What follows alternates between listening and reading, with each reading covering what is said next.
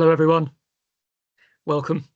You will have joined the webinar, Making Net Zero Happen, Local Power for Communities. We're just going to let people come in for a minute or two while we get ready.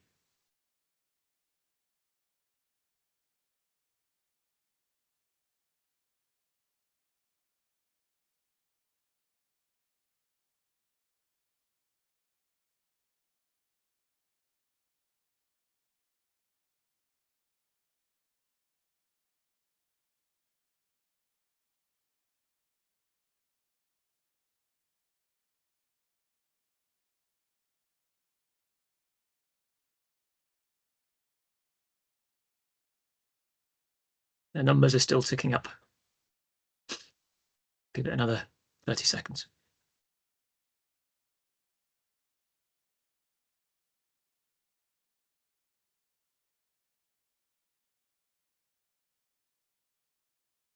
I'll begin. Welcome, everyone. Thanks for joining us today. You've joined a webinar organised by the Net Zero Hubs. We have a programme of these, Making Net Zero Happen. And today we'd like to talk to you about local power for communities. So we are going to, first, I'm going to give a bit of an update on a policy position and talk to you about community energy programmes which the Hub support. We'll then hear from Sarah from the Department of Energy. She's part of the team that's doing a survey on community benefit and shared ownership. And then we're going to go to Pete from Bath and West Community Energy, who can give us a real example of a community group that does lots of different things, including partnership and shared ownership.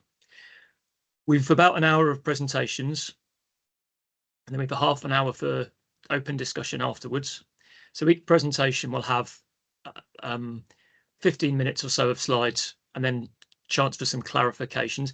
If you can please chat your clarifications for each speaker, we'll field those. Please use the chat function, not the Q&A function. Although we have that on this system, we'd like to use the chat today. And we will go through those chats once we've got them. So if you can hold back your thoughts about the bigger picture here, shared ownership, community benefit, we're going to have a discussion about that. If you want us to clarify anything we've said as speakers, then we'll deal with that first. We're recording this session. We're going to be making this available online after the event. So if you're not be able to, or we're not suggesting you come on screen, if you've got any discomfort about your thoughts being shared, we are recording this, so please bear that in mind. If you do write in the chat, it'd be great to have your name and the organisation that you work for, so we understand where you're coming from. This is a webinar aimed at local authorities predominantly. You may have some other audience members. The slides will also be shared separately from the recording. I know mine have got a lot of information, more than I can cover, so you'll be able to read those as well. I think that covers the housekeeping aspect of this, and let's begin.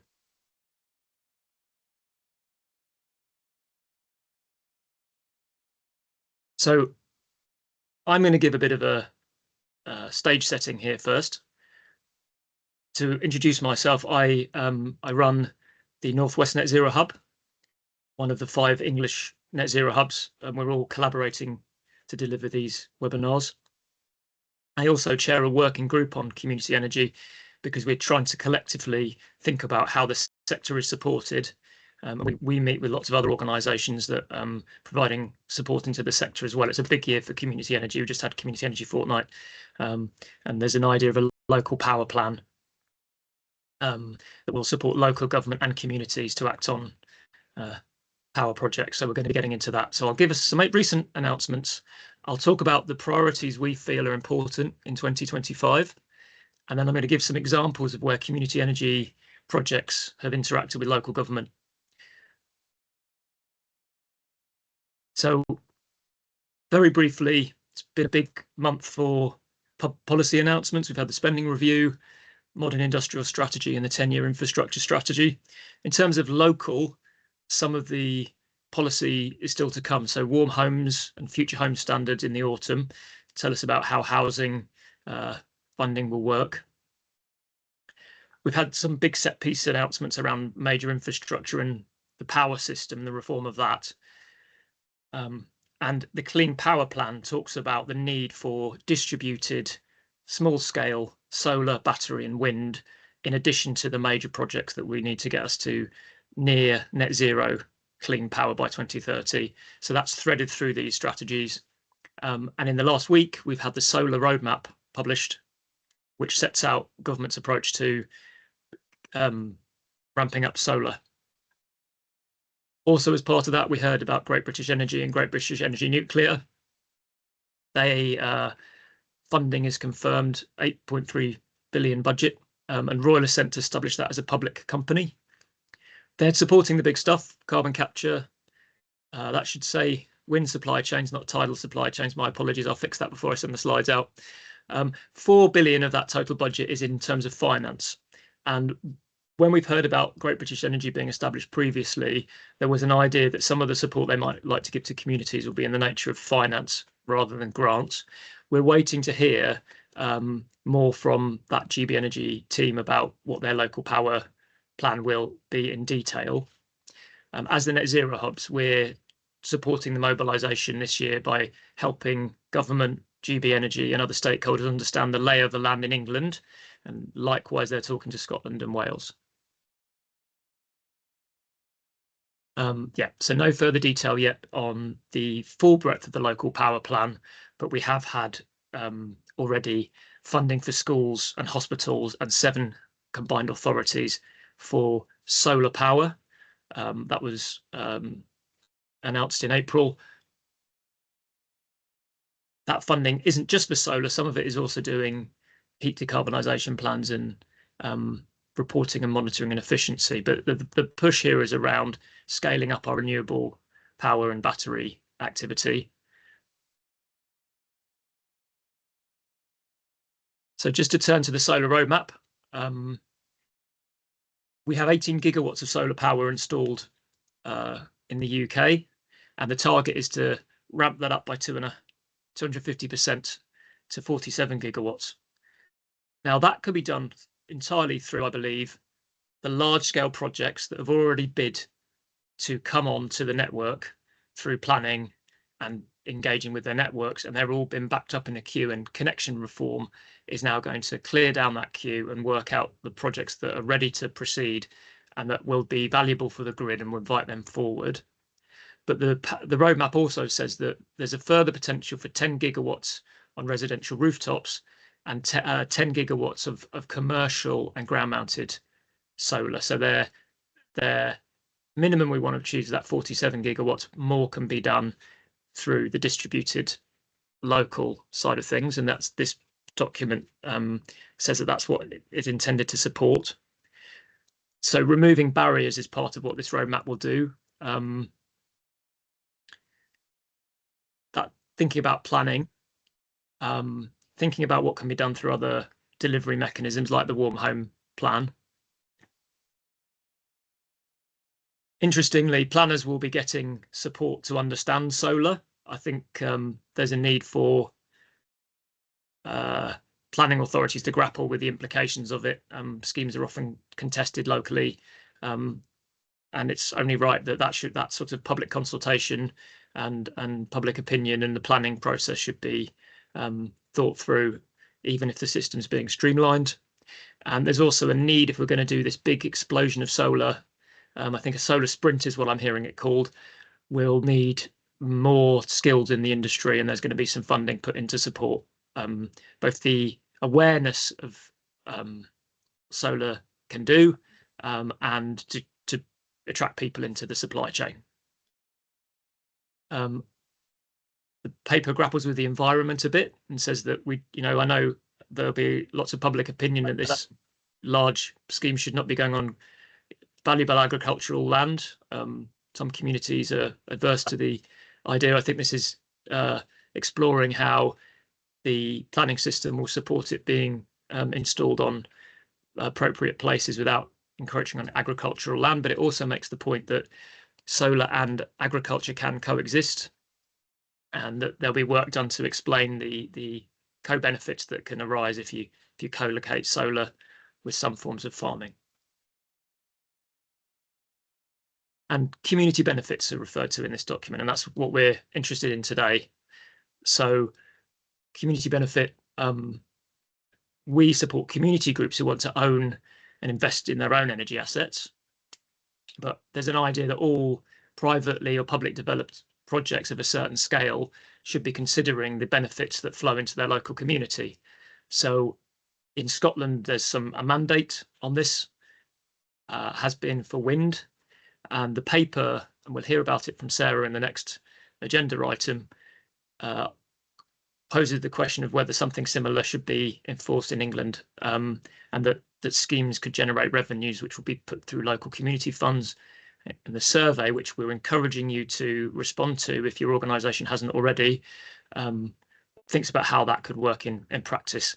And before we get to any mandation, there's a proposal that there'll be a protocol and some guidance on how to do this well, published this year after the summer. Also, a toolkit for awareness raising so that local communities can have messaging around solar opportunities for talking to private developers and local government. So, as the Net Zero hubs, and indeed lots of the other organisations that support the sector, we're interested in how solar can be rolled out across various parts of the economy. We've already seen that schools and hospitals have had funding both from GB Energy combined with funding from the Department of Education and the Department of Health. It's possible there'll be more of that. Social housing, the Social Housing Decarbonisation Fund is retrofitting social housing at scale under the Warm Homes Plan. Could be an element of solar in that. New build housing, we've heard, will by and large need to have solar to meet regulations. Once that Future Home Standard is published, that's what the government has announced. MEES regulation requires landlords to improve the efficiency of their property, and solar might be an answer to that. I know my part of the world, in the Northwest, there's been lots of bulk purchase programs to encourage people who are willing to pay for solar to do that at scale and come together to buy the solar. So there's a route there to hit that sector. Like I've said, the mayors of existing combined authorities, a set of them have had a pilot fund this year to put some solar power into their public buildings. The paper suggests a call for evidence for solar canopies, because there's an awful lot of parking that could host solar canopies where it be useful as shade and may not offend anyone visually. So there's an idea how that could be stimulated. Commercial roofs, there's a need to get finance and power purchase agreements right so that there's an incentive there for people to invest.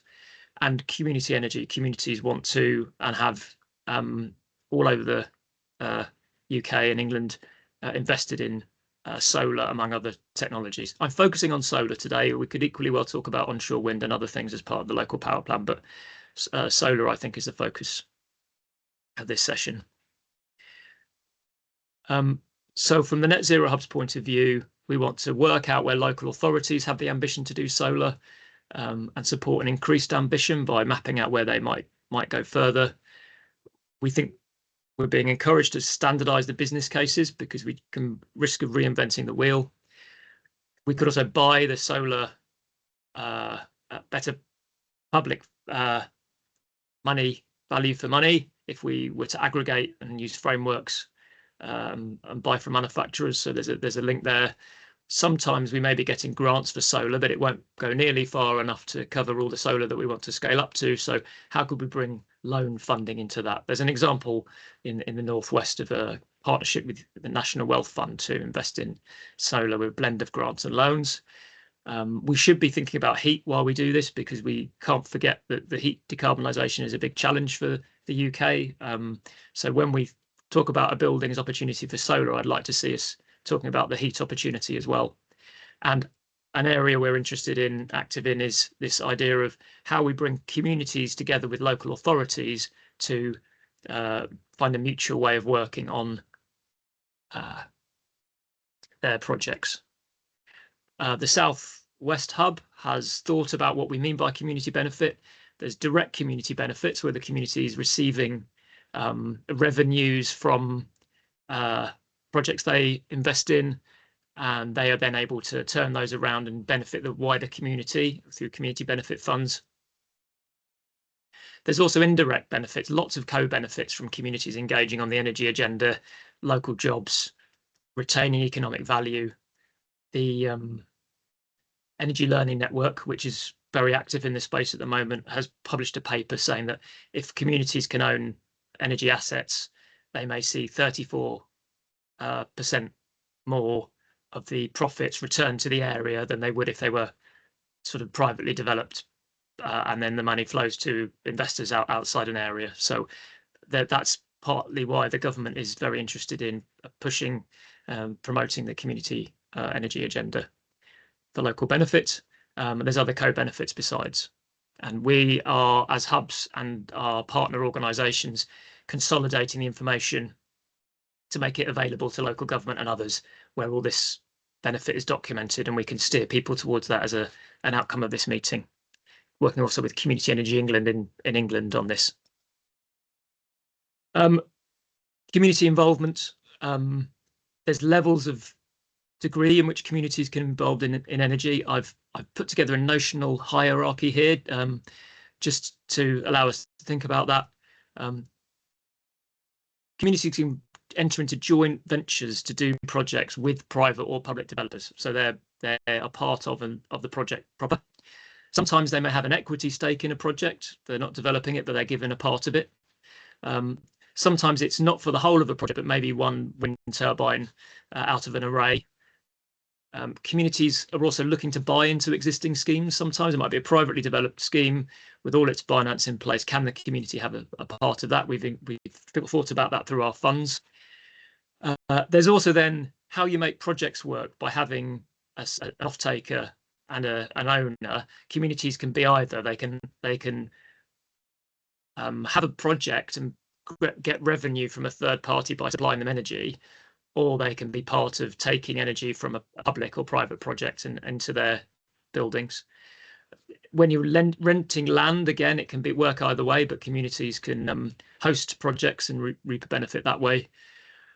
These are all contractual arrangements, sometimes quite bespoke ones, which we would like to standardise and could become part of a shared ownership model for communities. Further down the hierarchy, I think, is a benefit fund when a private developer or public developer generates a revenue and makes part of that. I think £5,000 a megawatt is typical for wind in Scotland. That's put into a fund annually, and that fund then does something in the local community. And it would be virtuous. I'm biased because I work in the local net zero sector. I think it would be good if that was doing net zero type activities, but of course it can do multiple other things as well to support local society. But we'd like to see some thought on how a large project generating revenue can galvanise smaller ones. And of course, local government also supports community energy in lots of different ways. So I've got a few examples before I move us on to our next speaker. Again, just to warm us up thinking about this, an example from northeastern Yorkshire.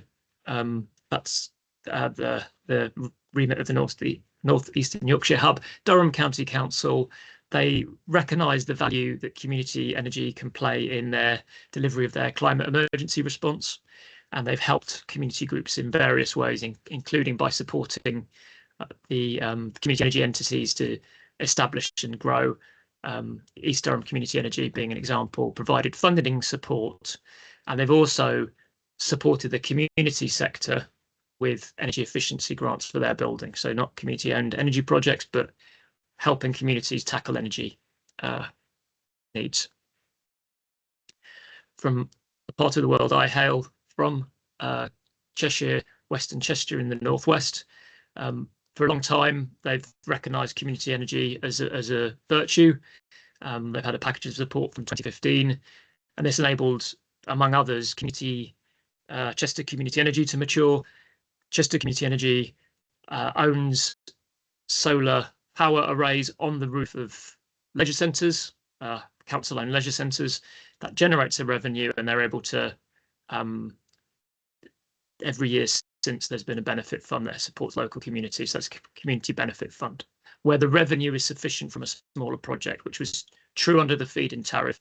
That's less so now, although I know that GB Energy is thinking not just about supporting groups to develop projects, but how that case for investment might be supported through policy changes and regulation.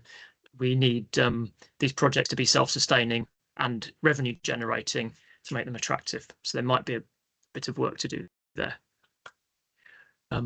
Great example. I'm running a bit of head publicity of this, but I have asked permission from the Southwest Hub to talk about this. Plymouth Community Energy, well-known community group, has had funding from the Net Zero Hubs for its research, and it's a joint venture between Plymouth City Council, Plymouth Energy Community, to develop a solar farm on council-owned land. That's a well-developed project, and they've been thinking about then how the power from that project can come through a virtual power purchase agreement, which would mean the power is flowing into the local network, not into a council building or a community building. It's going into the grid, but by virtual contracting, it's appearing as energy supplied to another development down the road, and that can improve the revenue stream for a project and increase its value. So that's a virtuous circle. There's examples from all over the country, and the Southeast Hub, Greater Southeast Hub, has just published a guide to how local authorities can collaborate with communities on this agenda. We'll make that guide available. Been a bit England focused today, but obviously Wales and Scotland have a lot of track record on this as well. We need to learn from them too. So I hope that's been a bit of a warm-up around where local power is going for both local government and community energy. We want to bring these two things together. We've run this webinar for local government to raise awareness, and we're going to be doing more of this in the coming year.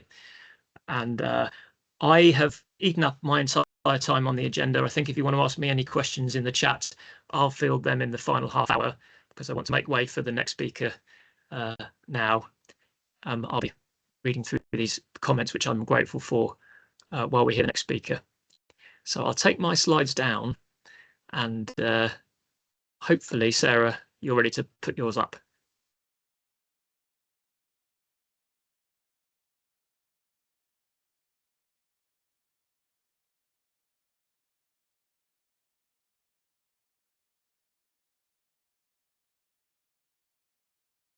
Hi there, I'm just getting my slides to work.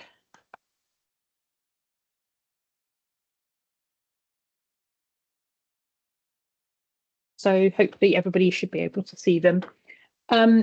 Just a quick introduction. So my name's Sarah Fearon. I work for DESNZ. I'm fairly recently new to this role, so I'm quite new to the world of local net zero and community energy, but I've come on board to specifically lead on policy development in shared ownership for low carbon energy infrastructure.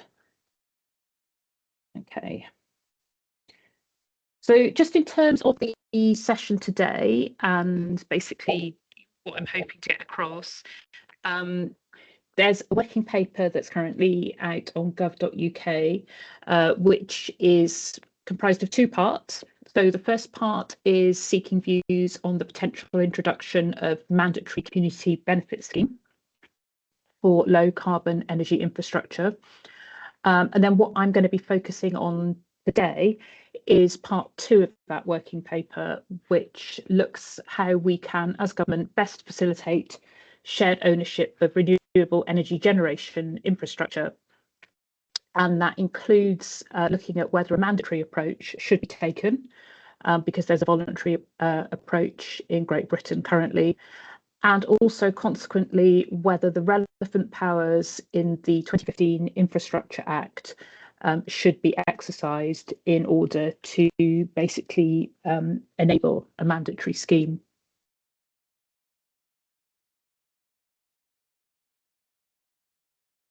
So just moving on to the next slide. Sorry, 1 minute, I've got a bit of IT problems my side. That's fine. Just in terms of the working paper, so what I'm going to do is outline basically the content of the working paper related to shared ownership, the objectives, what's covered in it, and then what the next steps are from our perspective. So the working paper seeks evidence to further our understanding of current shared ownership practices in Great Britain. Since 2015, there's been several successful shared ownership projects established across Great Britain. However, shared ownership is not yet commonplace in England. So shared ownership tends to be more prevalent in Scotland and Wales. Obviously, there's a disparity that may be due to the fact that there are initiatives by the Scottish and Welsh governments to encourage and facilitate shared ownership, and the impact of varied support across Great Britain on the success of these projects remains unclear. The paper seeks views on the success of the current voluntary shared ownership model in Great Britain, particularly focusing in on England. We are looking for feedback on the barriers faced by communities and developers when considering and implementing shared ownership, and whether there are areas that work well. Key factors that need to be addressed to make shared ownership accessible for communities would include access to capital investment and support through the shared ownership process, and that includes both legal and financial arrangements. The support for shared ownership, as I've said, it varies across England, Scotland and Wales, with the Scottish and Welsh governments already implementing supportive policies. So this paper seeks views on how the UK government should support the uptake of shared ownership, particularly in England, on a voluntary basis. And this slide just summarises the kind of key areas of questions that we're asking in the working paper. So community capacity and capability. Basically, do communities have sufficient capacity and or capability to effectively engage when they're looking at opportunities for shared ownership? And if not, what could the UK government do to help boost this capacity and capability?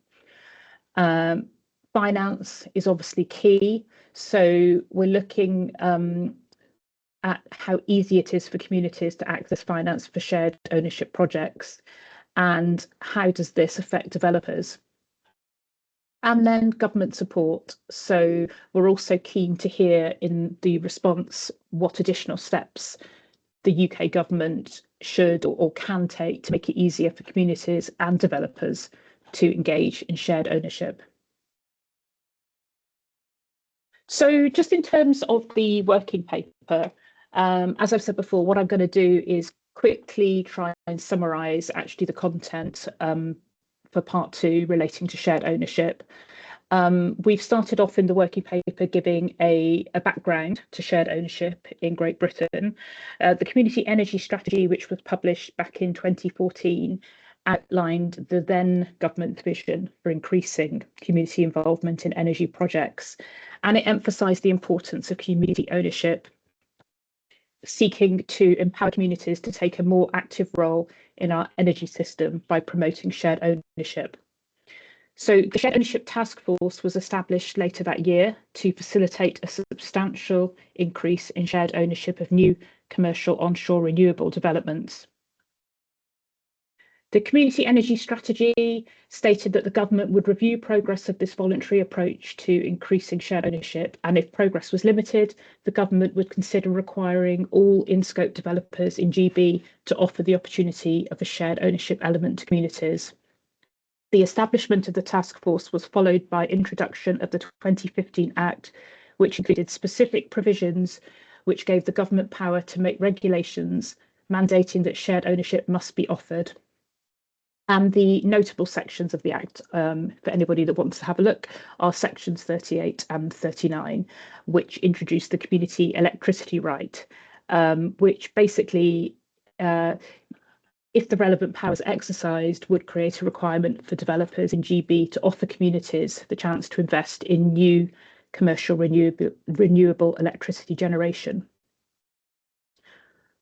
Okay, so just moving on to what the opportunities of shared ownership we think are. So one of the the key opportunity from shared ownership is to speed up net zero. So when communities have a real stake in a project and are included in the decision making, evidence shows that they're more likely to support it. Shared ownership can boost local engagement, making it easier to build new clean energy projects and helping the UK reach its net zero strategy. However, we do recognise that shared ownership shouldn't make things harder for developers or threaten the financial success of projects. Otherwise, it could slow down progress. Shared ownership will make the transition fairer. Some communities want to fully own their energy project, but many don't have the money or the capability to do so. So shared ownership gives these communities a chance to get involved. And greater rewards for communities. Shared ownership can bring financial returns for those who invest, and those profits can be put back into the local area. And then we've got building skills and using local knowledge. Working alongside experienced developers should let communities learn valuable skills like managing projects, engaging with stakeholders, and these skills can help with future community projects. Okay, just moving on to the landscape of shared ownership in GB. I've already kind of touched on this briefly. In England, projects are growing in popularity. Key points from the 2024 DESNZ Barriers to Community Energy Call for Evidence include basically a lack of shared ownership is seen sometimes as a barrier to community energy projects. Also, that increased shared ownership could help overcome technical and financial challenges. And shared ownership creates the wider benefits such as local investment and community participation. And then just looking at the landscape in Scotland, there's been significant expansion in shared ownership since the 1990s, basically supported by adherence to the Scottish Government's good practice principles. They've also got extensive assistance provided through CARES, which is the Community and Renewable Energy Scheme. And that support includes things like funding for project management, legal advice, financial advice, free and impartial specialist advice to communities, and online resources. So things like toolkits and guides, which cover investment and organisational options. And then looking at Wales, so the Welsh Government has supported community renewable projects for over 15 years, and support comes through a variety of programmes and funding options.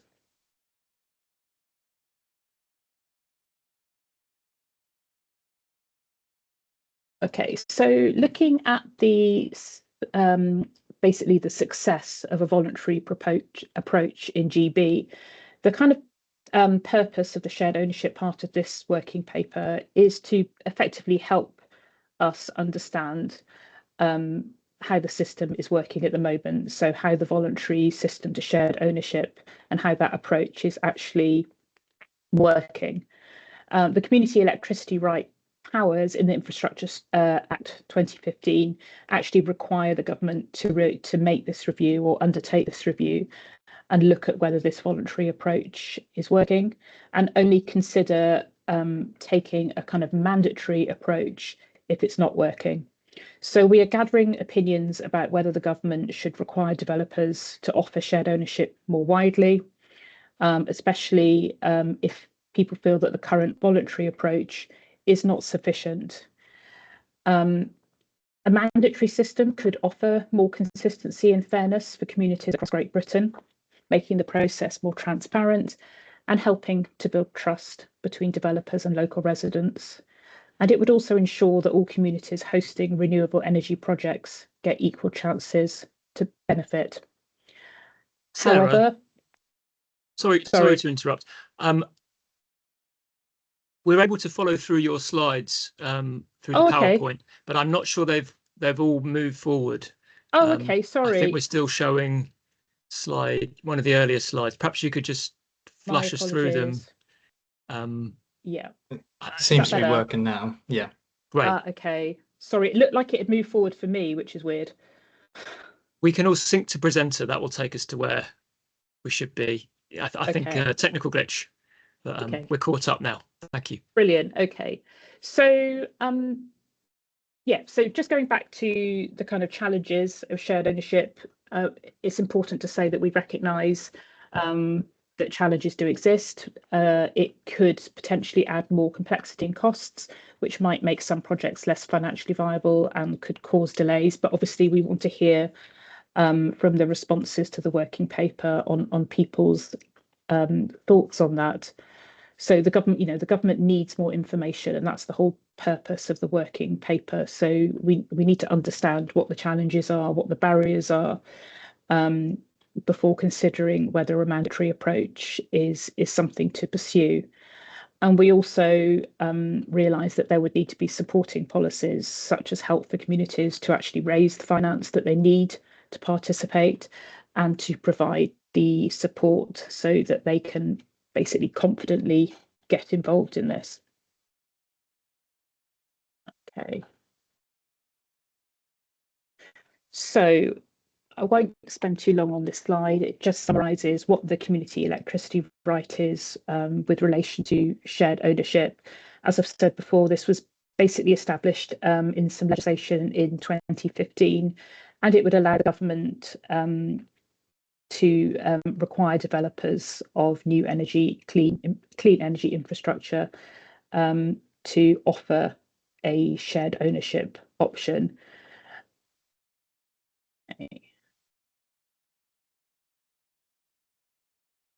Hopefully that's moving on for you.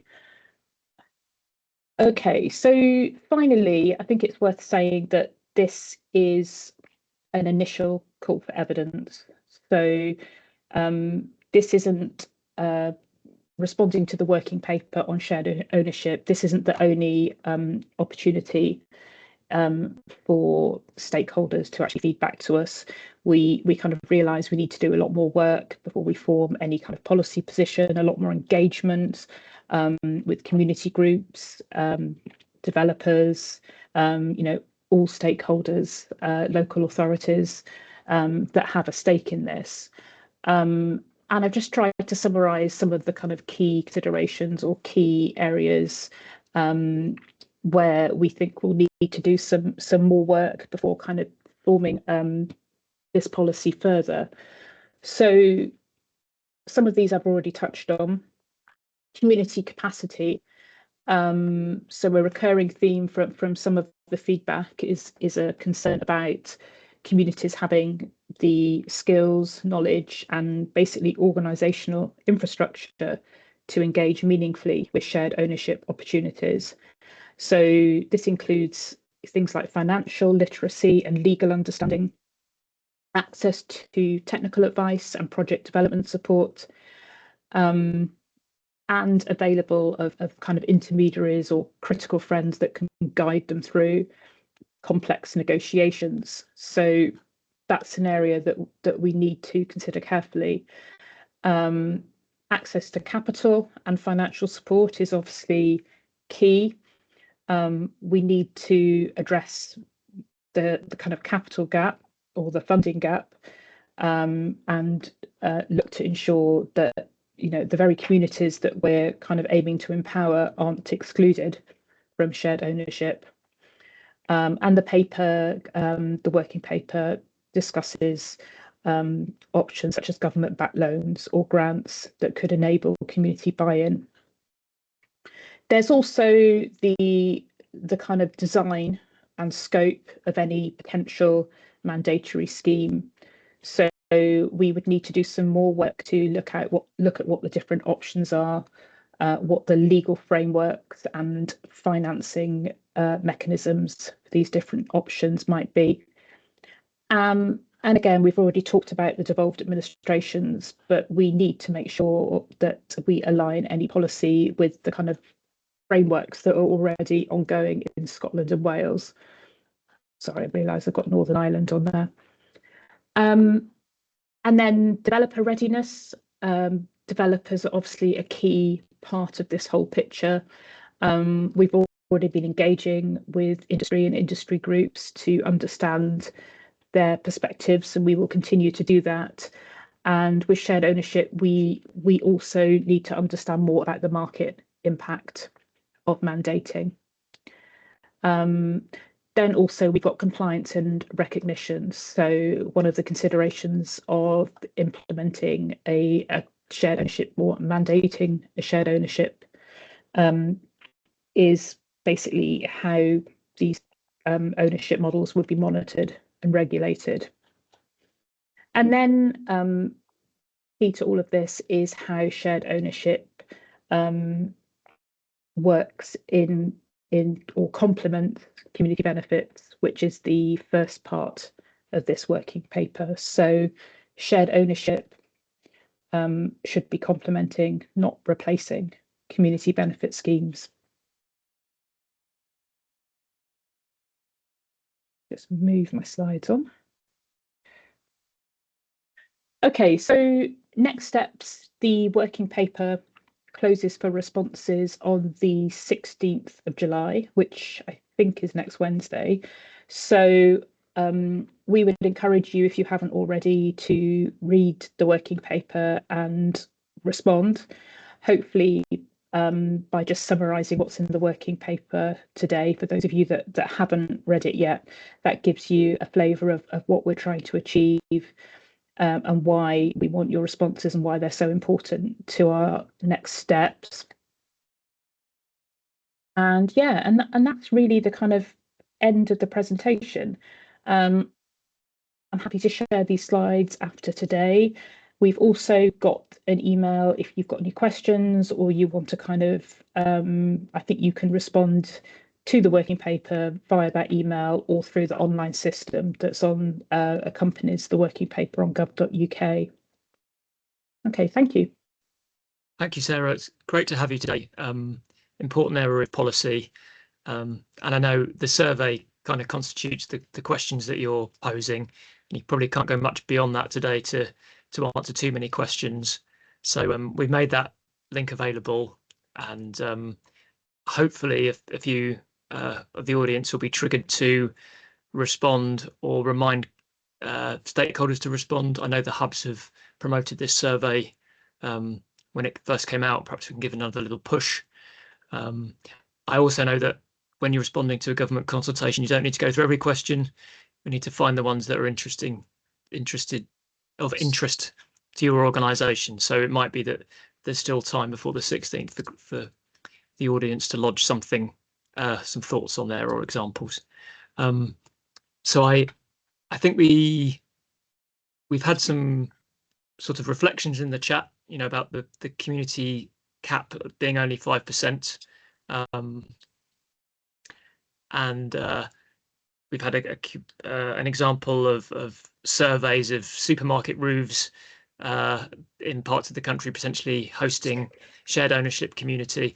I don't think there's any questions for you per se. I hope you can stay on after we hear from Pete and perhaps field anything that you are able to as a civil servant. But thank you very much for your presentation. That would then take us on to Pete.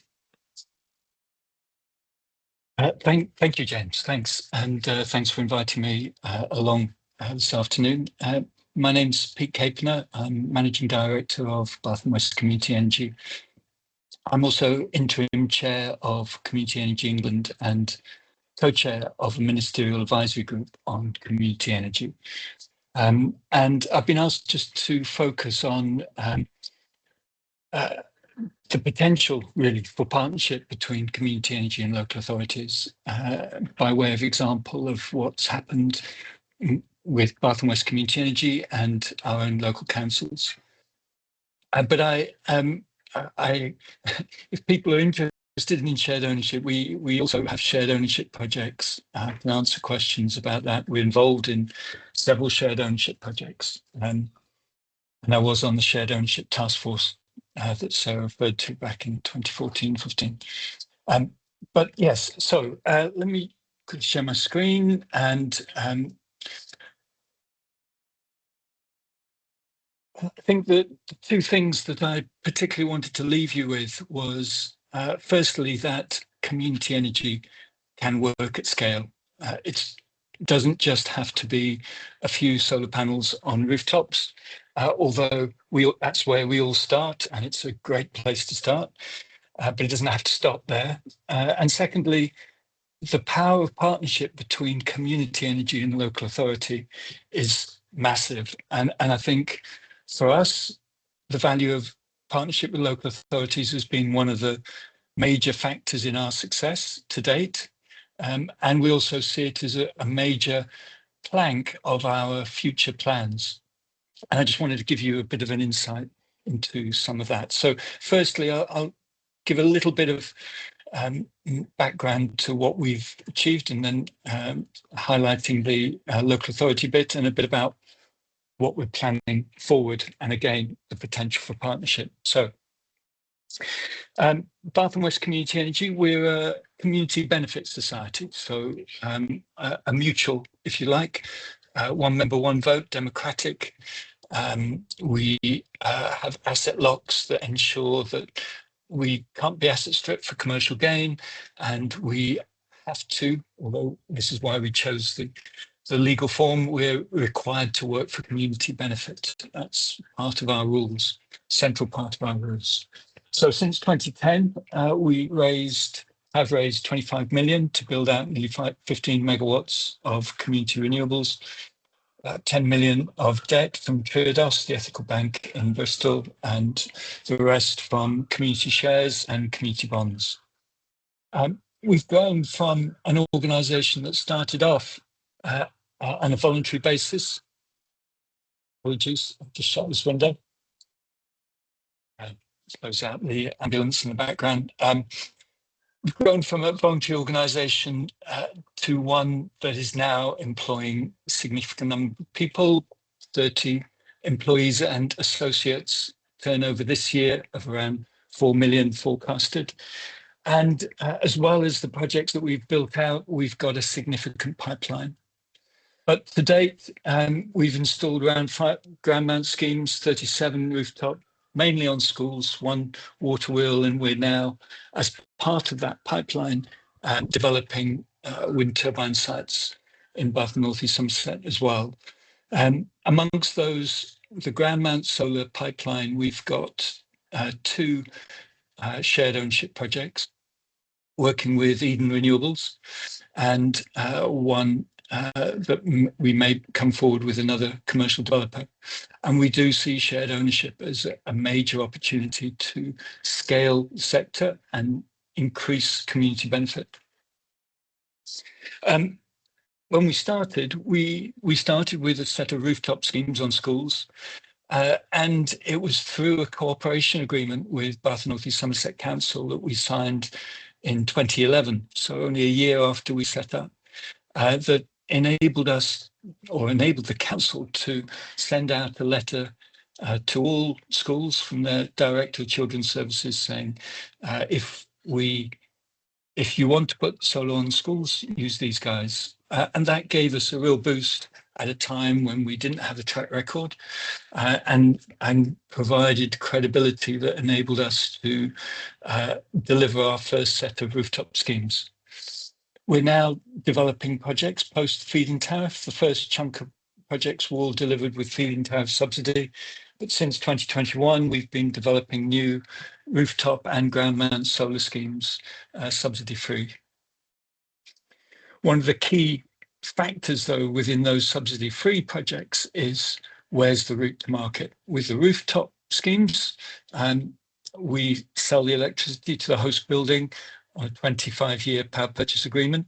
But for the ground mount schemes, it's more questionable, particularly the sub 5 megawatt schemes where we can't access contract for difference. We're talking to the local authority about establishing long-term power purchase agreements, providing price hedging for both parties, which will be critical in creating the financial viability for these smaller scale ground mount schemes. As well as the projects we've developed, the renewables projects, we've delivered a range of flexibility and local supply pilot projects. So looking at how can we encourage domestic consumers to shift their demand away from peak times, evening, most carbon intensive, to better match the generation of particularly solar. We ran European funded project, but also we're now moved on to delivering a local supply pilot with one of our small scale ground mount schemes that we're going on site to build out this autumn, where we will be selling electricity directly to local consumers at a lower price than they would pay normally, but generating a higher price than we would achieve by just selling into the wholesale market. I can explain some of the complexities of that if people are interested, but it's going to be a critical part of, again, creating a financial viability for some of these smaller scale projects. But one element of this is, can we integrate that into an offer that is also selling the spill from that community offer to the local authority as well, to support the demand up from their estate. This project will be done in partnership with Energy Local, who are providing the mechanism, if you like, for local supply. We've also launched a home energy programme offering retrofit assessments and coordination, strong focus, unsurprisingly, in Bath on listed buildings, which is again being done in partnership with the Bath and North East Somerset Council and Retrofit West CIC, which is a retrofit accelerator supported by the West of England Mayoral Combined Authority. And that's proving really successful in terms of both interest from householders, but also integrating that into the offer that is made through the local authority. Alongside that, we've launched an outreach partnership that's funded by the lottery for 3 years, working with the council, creating local energy champions on the retrofit side, but also working with the Centre for Sustainable Energy, utilising their Future Energy Landscapes approach to co-design local community renewables projects. And we're also doing that in Wiltshire with Wiltshire Council as well.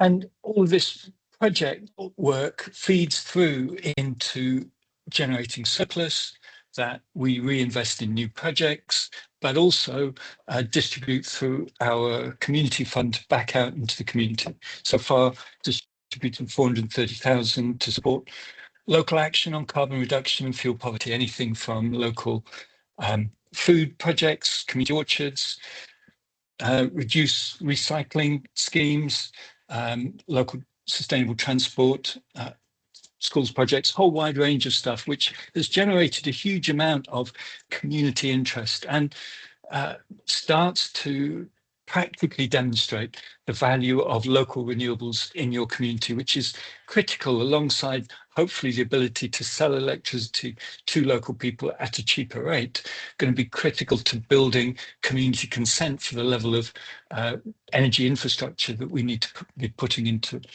local communities. So looking forward, we're just in the process of developing our business plan for the next 5 years out to 2030. And we're looking to quadruple our community renewables space. So another 55 megawatts of community renewables projects that we can see already in the pipeline. The business strategy that, if you like, underlying this starts with increasing community renewables and then generating through that the local control, the local accountability, the local benefit, that's possible when those assets are owned by community enterprises like community benefit societies. We're then looking to sell as much of that energy locally as possible, increase our revenue, but also reduce fuel bills for consumers, and make projects that are currently not viable or only viable with capital grant viable without. And at the moment, we can't rely on that energy local model as an investable approach. We're hoping that the regulatory change that is inching forward on this will come through, which will give us confidence that this approach can work into the future and become an investable part of these smaller schemes. Through that, we can then increase surplus, increase community benefit, create more jobs, build local economic impact. We're retaining about £1 million a year into the local economy that would otherwise disappear out of the economy, the local area, within a traditional commercial model. As well as feeding some of that money through the community fund, because when we get to 50 megawatts plus, we're going to be generating £300-400, maybe more £1,000 a year of community benefit. We can start thinking about where does that money go, as well as going out through the community fund. We want to use it to expand our retrofit service so that it's not just focusing on able to pay households, which is what it is at the moment, but to also help low-income vulnerable households, help alleviate fuel poverty. It may be that we support other organisations to do that fuel poverty work. We need to see when we get to the point, that enviable point where we've got the funds to do that. But that's the plan. All of which then helps together increase support for renewable energy. We've already started to see the bleeding, if you like, of interest from working in communities on retrofit through to support for renewable energy and back again, which then obviously leads us back into increasing community renewables. This virtuous circle, if you like, is what we believe will be at the core of building the trust, support, and active participation in transition to net zero. And if we can utilize the surplus in this way, not only are we pushing forwards to the net zero, active participation in net zero, renewable energy is then powering, helping power a just transition as well.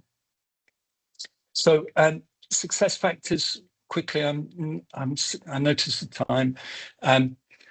From our point of view, definitely strong partnerships with public and private sector. We took the decision early on to work in an area that includes Bath, but also the surrounding part of it. So all of Bath and North East Somerset, parts of the western part of West Wiltshire and a part of South Gloss.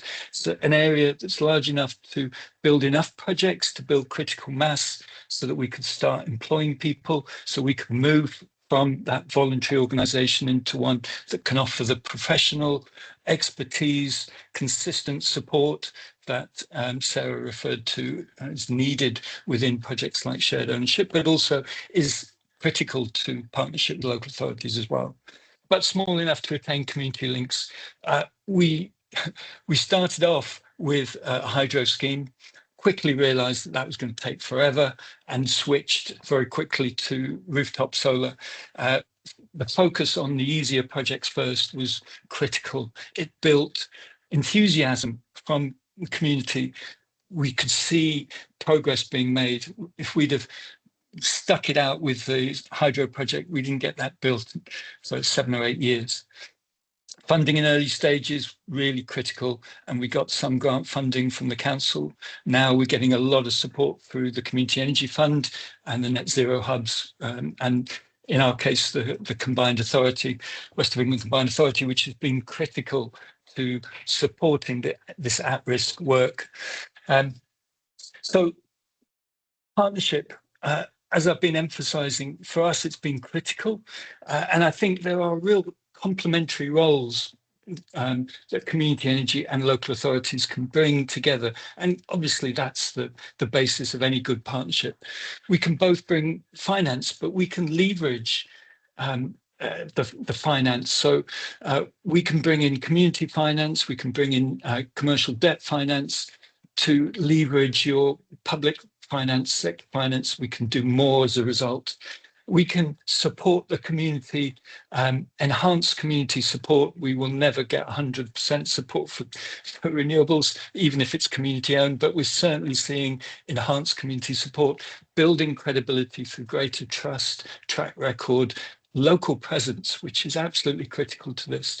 And that's the other side of the climate nature emergency leadership that we see from powerful local authorities that are making a real difference in their local area. That leadership makes huge difference when you're working at a community level. We can bring technical expertise and knowledge, and means that local authorities don't have to skill up and bring in expertise and knowledge that takes them beyond, it takes you beyond the core delivery, if you like, local authority responsibilities. But the local authority can bring a real convening capacity, the ability to bring together stakeholders, both within the local authority, but also outside private sector, the wider community and voluntary sector. Really critical role. We can bring investable projects, delivering carbon reduction. We can maximize participation, and we can generate this community benefit and local economic value. But the local authority has the public sector estate, the ability to integrate with social housing in certain areas, and the ability to link up with economic development and frontline staff, turbocharge the community outreach side of things. So very complementary roles, which then feeds into critical opportunities around co-designed community energy strategies, wider integration into local authority policy from local plans down to sustainability, economic development plans, the works. Cooperation agreement worked really well for us. There are other ways of formalizing agreements between community and local authorities, but the cooperation agreement worked brilliantly. It's not really got huge amount in it in terms of content, but what it did was provided a mechanism for bringing on political leadership support for it, and which then enabled officers to work with us in a tangible way, which really powered the partnership and the outcomes. Joint investment, Baines have invested in a number of our projects. Shared ownership, we could take this, we're talking about taking this at the next stage. Are there opportunities for a joint venture between local authorities and communities so that we can invest into projects that we both own to add even more value? Where we're just looking at investment, for us, that's a really good opportunity then to secure additional investment. And from the local authorities' point of view, it's lower risk, bit lower return than if you were to own the projects yourself, but significantly lower risk. And you don't need to skill up. You don't need to think about operating and maximizing performance out of projects. We take care of all of that, insurance, the works. Joint funding bids, they're increasingly opportunities for working together, as we've demonstrated with Bath and North East Somerset, to bring more money into the local area. Putting community renewables on the local authority estate, I know many local authorities want to do that themselves, but it comes down to whether you've got the capital, we've got the capital, we can generate that, we can provide, we raise the capital, we then build out the projects, and where they're on buildings, we then sell the electricity to the host at a reduced rate. So we can still add real value, but certainly it could be on buildings, but potentially local authority land as well. Long-term power purchase agreements, buying electricity from community generators so that we can have a long-term price security, and you can create additionality by enabling projects that wouldn't have happened as a result of that agreement, alongside hedging long-term price volatility.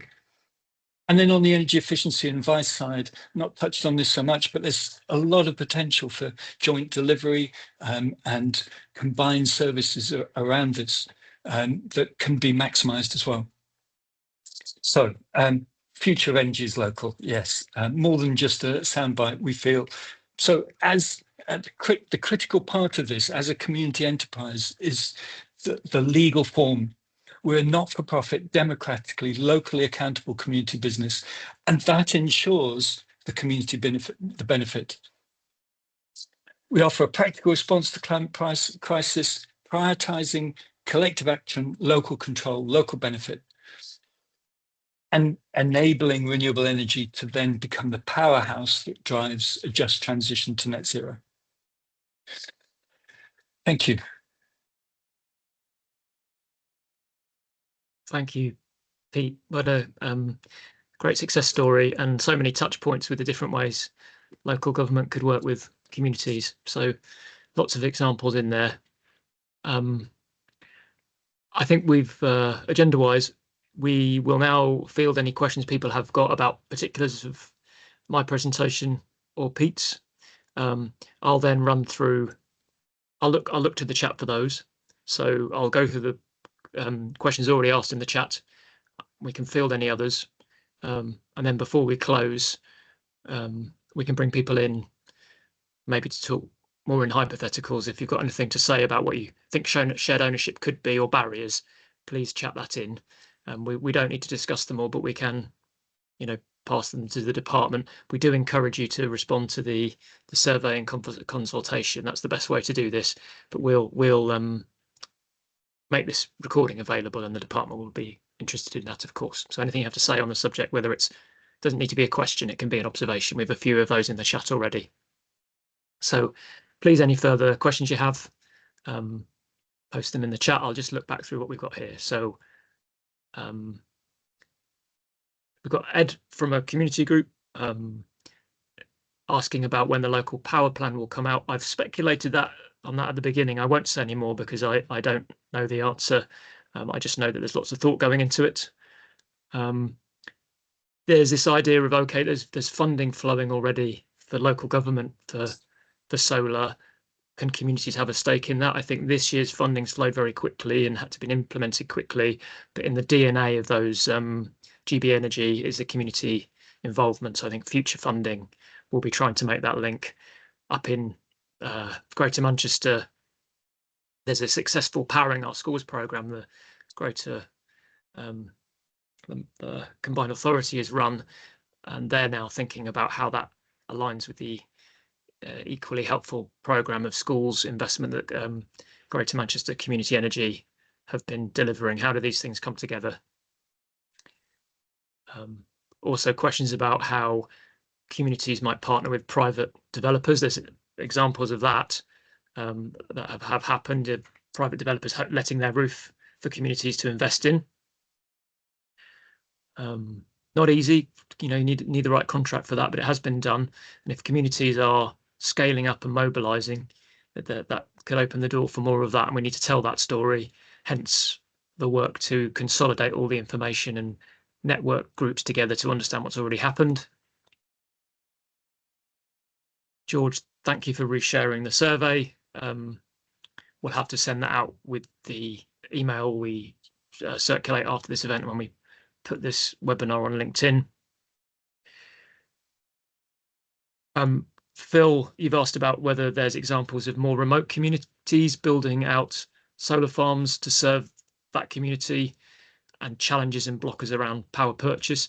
I know this is an area where if you can get the power purchase right, there's revenues to be had, and standardization of that. There's examples out there between communities and local government, communities and private developers and so on. If you reach out, you're in the Northwest, we'll try and find you some examples from the wider network.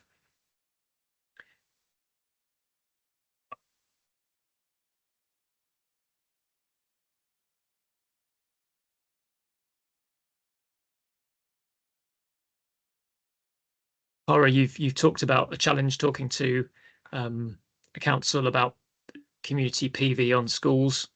Again, I say it has been done, and I think part of the solar roadmap talks about engaging with councils on planning and encouraging that we want to sprint to solar and have a big growth.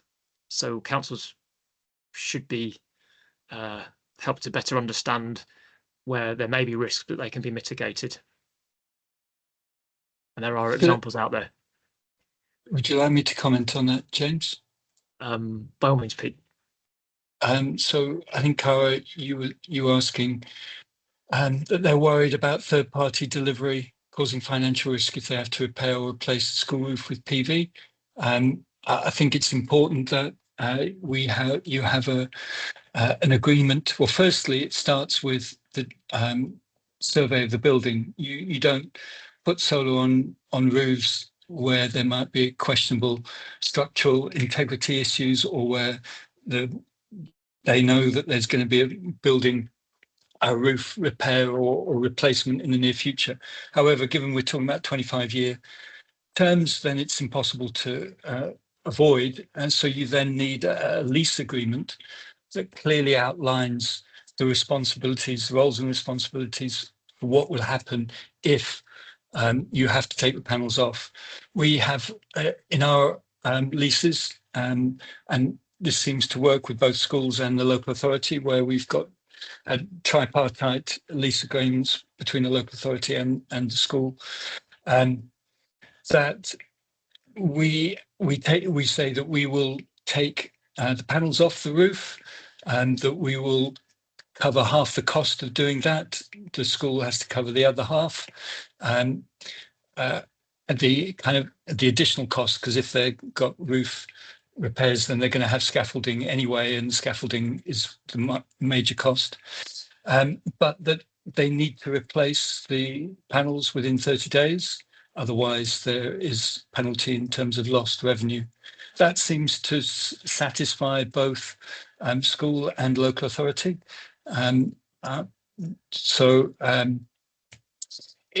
It may be worth kind of digging into a little bit more detail around their concerns there, because generally there are answers to all of those sorts of issues.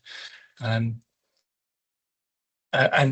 we've got lots of examples, and indeed we're not only one of many community energy groups that have put panels on schools. There is a problem at the moment with the DFE that has just arisen very recently. Last year, 18 months ago, we had long discussions with the DFE because the Secretary of State has to give approval for leases on school buildings. Originally, there were problems that got ironed out. Apparently, Treasury is now telling DFE that you can't do solar leases on schools because of they consider debt and create financial liability. We've been through this with the NHS already, and if it's the same issue, it's not totally clear yet. We're trying to get to the bottom of it. But if it's the same issue, it's because there is a concern that the lease would go onto the balance sheet. But these leases have zero value. There are no lease payments associated with them, and there's a clear exemption for the requirement in the financial guidelines, financial regulations for leases that are low value. So I'm hoping this is just a temporary blip, and that Treasury will realise that it's an unnecessary blocker. Sorry, James, a slightly longer. No, very helpful, answer, Pete. but You taught me a few things there. So that's the value of having you on the call with us. Anthony asked, how can community energy groups get lift off? Obviously, there's the community energy funds for groups to develop projects, but there's also wraparound support from various parties to sort of initiate groups. There's mentoring support, various parts of the country. It is a location dependent, although there is pretty comprehensive blanket coverage at the moment. We'd encourage you to go to Community Energy England's website for signposting to various support that groups can get when they're starting. With some, I know we supported some top 10 tips for groups to mobilise. Cara, you've asked where we can find information and examples of leases. I think they're passed between groups. We want to kind of where groups can make those available generally, the idea is that we can template those and share them around. So Pete can maybe answer directly, separately about whether his lease is something that he shares. I acknowledge that there are some questions in the Q&A section as well as the chat. Let me have a look at those.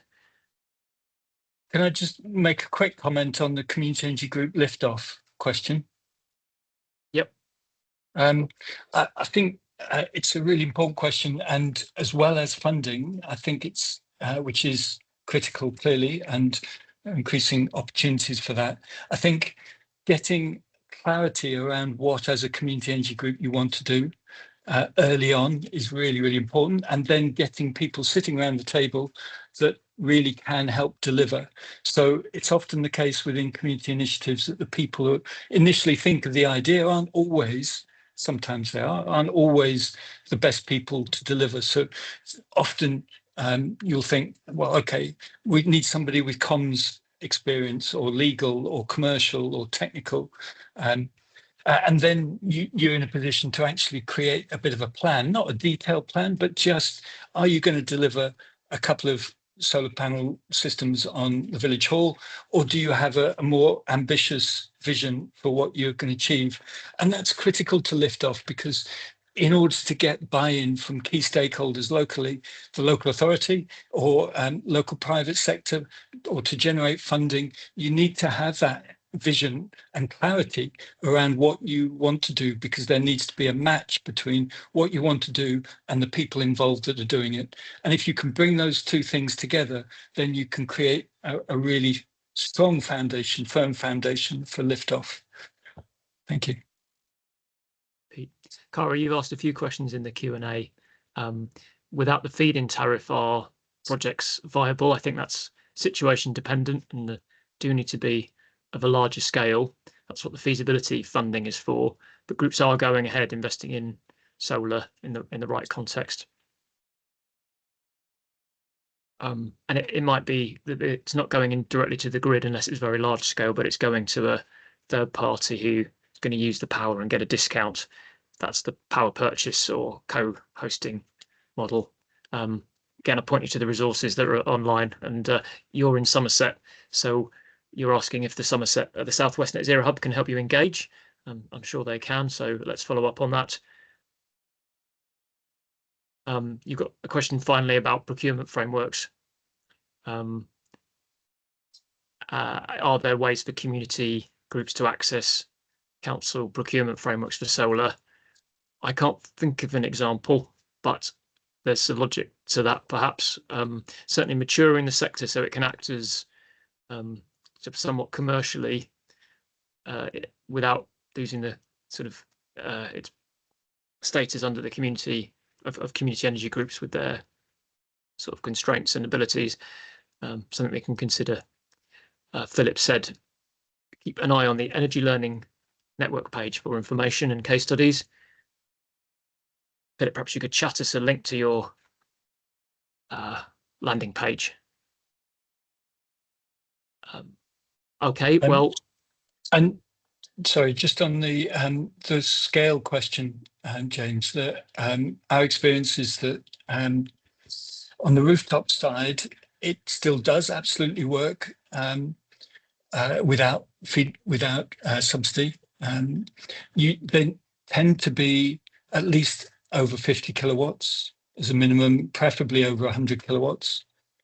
We factor in to the final asset value and the money that we draw down from the fundraise enough to cover the development costs. So much less than 50 kilowatts, it starts to become difficult to make it stack up, because obviously a 10 kilowatt project takes pretty much the same amount as a 50 kilowatt project to develop. So there is a cutoff, but still relatively 50 kilowatts and above, still kind of, there's a lot of roofs to go for. Thank you, Pete. Unless I've missed one, I think that brings us to the end of the questions. And therefore, I'll wrap us up. Thank you, everyone. Thank you, Pete, Sarah, for speaking today. Pete, you've given us sort of lots of food for thought. Sarah, you've encouraged us to connect to the survey consultation, but also said on the shared ownership side, there'll be more opportunities later to feed in because the timetable for that survey to close is quite short. We'll get the slides around to everyone who signed up for the webinar. So you can look at those, and you can also look to our kind of social media channels for recording of this video in due course. Thank you everyone for joining us today.